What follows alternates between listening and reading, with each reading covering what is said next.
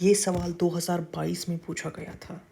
Government law officers and legal firms are recognized as advocates, but corporate lawyers and patent attorneys are excluded from the recognition as advocates.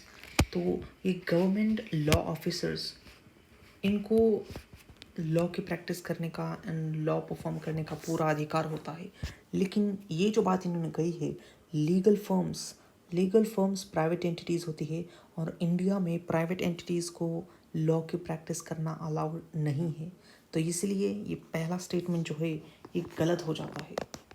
तो हम ये कह सकते हैं कि पहला स्टेटमेंट गलत है। तो आइए बढ़ते हैं हम दूसरे स्टेटमेंट की ओर और देखते हैं ये दूसरा स्टेटमेंट सही है या गलत। Bar councils have the power to lay down the rules relating to the legal education and recognition as advocates. तो ये बार काउंसिल के बारे में ये बोलता है। तो पहले हमें बार काउंसिल क्या है ये समझने की ज़रूरत है। बार काउंसिल एक स्टैट्यूटरी बॉडी है जो कि पार्लियामेंट के द्वारा इस्टेब्लिश की गई है। और ये काम क्या करता है ये बार काउंसिल ये जो प्रोफेशनल कंडक्ट एंड एटिकेट्स होते हैं इनके स्टैंडर्ड को प्रिस्क्राइब करने का काम करता है, यानी रेगुलेटरी फंक्शन है इसका, मतलब ये रेगुलेट करता है बार काउंसिल।